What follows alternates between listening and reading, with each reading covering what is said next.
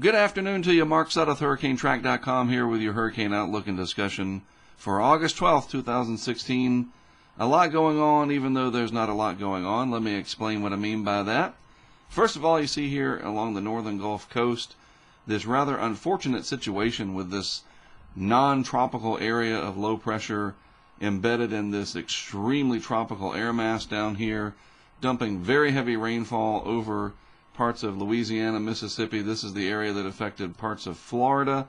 In recent days, it was outlined as potentially developing in the Northeast Gulf within the last week. It didn't do so due to its proximity and its interaction with land, but now it's sitting here over Louisiana, creating quite a bit of havoc for people there. The rest of the Atlantic Basin very quiet right now, and I'll explain why in just a moment. Let's take a look at the radar picture here. I wanted to outline this for you. Stating the obvious here, folks in Louisiana really getting hit hard. The I-10 corridor here especially, very, very heavy rainfall. This is a dangerous situation and really underscores the importance of understanding that tropical rainfall, these excessive amounts of rain, can be life-threatening. You get a very quick rise in water. You don't have to live in mountainous areas like West Virginia, the Carolinas, or out in the Rockies or wherever to get flash flooding. You think about flash flooding as occurring in slot canyons, and the desert Southwest, for example, in these arroyos or these dry riverbeds. Well, down here, even in the deep South, Houston, you know it very well. Too much rainfall in too short a period of time can lead to very dangerous situations with running water, swift-moving water, sweeping vehicles and people away, and it creates a tremendous nightmare. So definitely you have my sympathy down here along the Gulf Coast dealing with this. And it's not even a named storm. It's not a depression. It's not a tropical wave. It's just this area of low pressure that's been hanging around very annoyingly so in the region. And that being said, it looks like it's going to eventually move on inland, stay inland, and just keep moving towards the west here over time, bringing some very heavy rainfall to parts of Texas, Louisiana, eastern Texas, southwest Louisiana. Houston doesn't look like they will be impacted as bad as what has been taking place in Louisiana, but you never say never. So please keep an eye on this. Weather.gov, weather.gov, your local news and information sources, TV meteorologists, etc. A good source of information for you there. So let's talk about what's going on in the tropics. First of all, this is the sea surface temperature analysis, the anomalies here, updated yesterday, the 11th. And you can see cooling in the eastern Pacific pretty significantly here.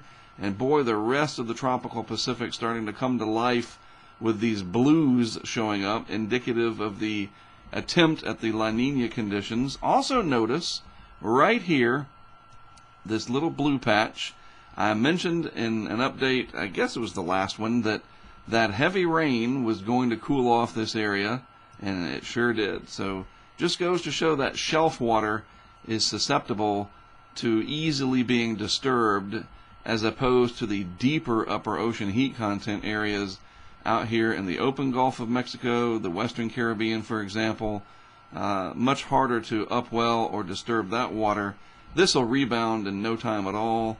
But watch when I do this update on Monday, I bet a lot of this area up here starts to show up in blue as well, meaning that the sea surface skin, the temperatures of the ocean there, cooled off by all of this very heavy rainfall, the cloud cover, and even the runoff from the mighty Mississippi being dumped into the Gulf of Mexico.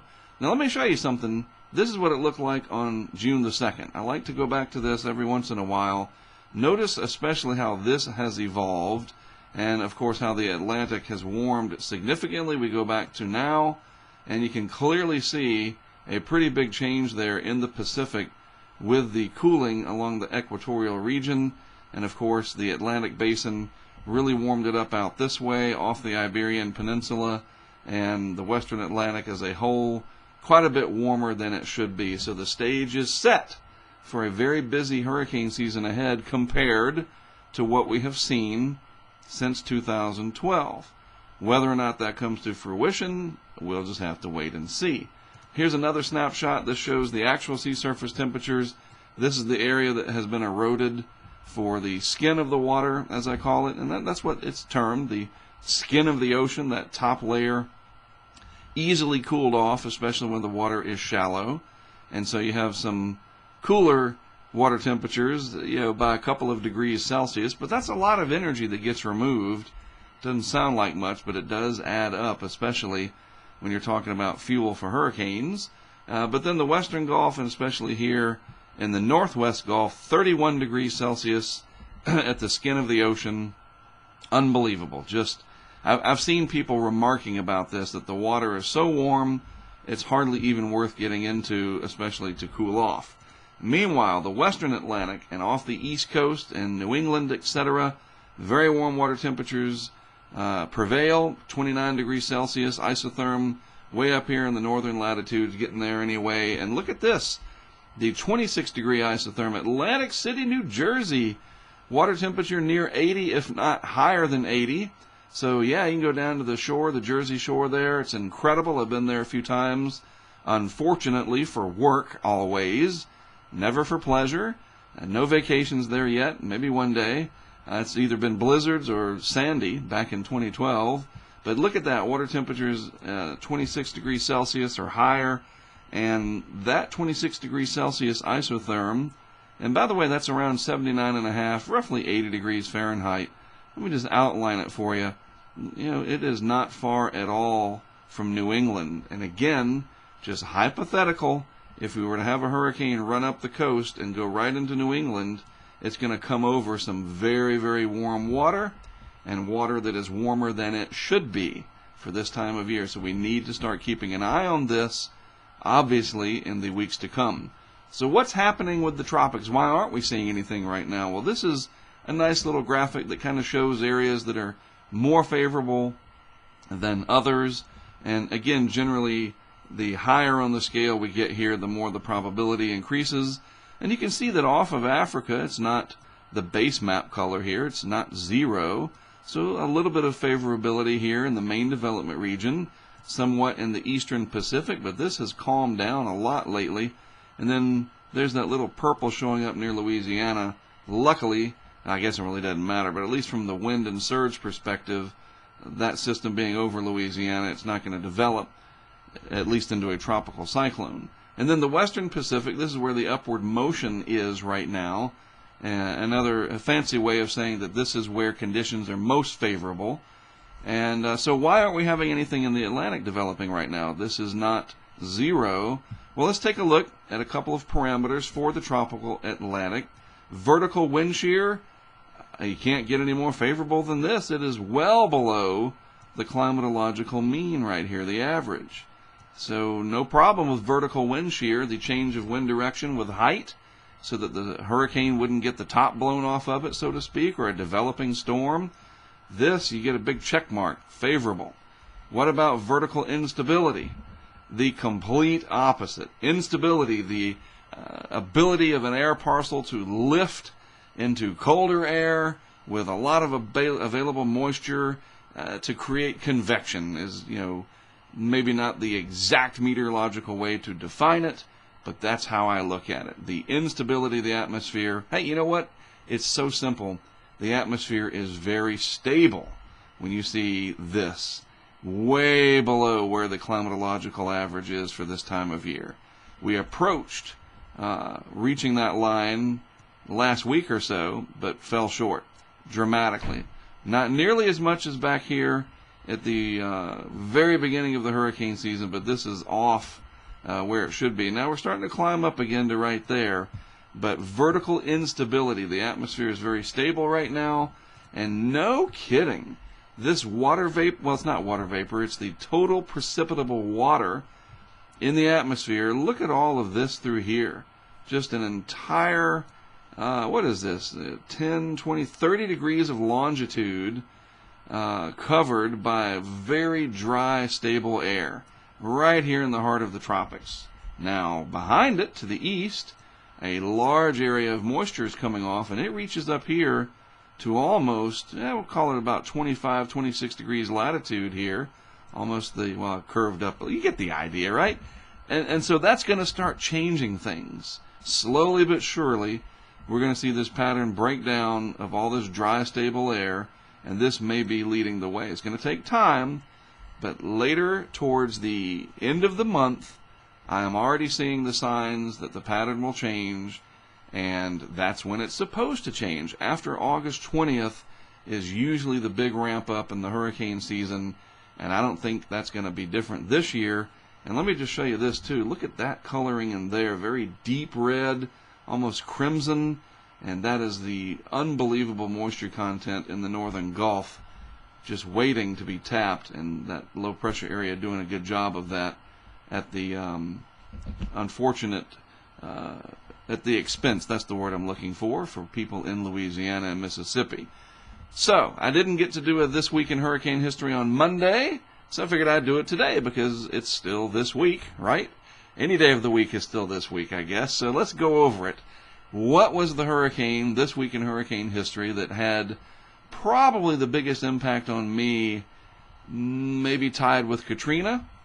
Well, that would be Hurricane Charley, making landfall August 13th. That would be tomorrow in 2004. So 11 years ago, right? 12 years ago, sorry. Just do my math there. 12 years ago, Category 4, Hurricane Charley, right into southwest Florida.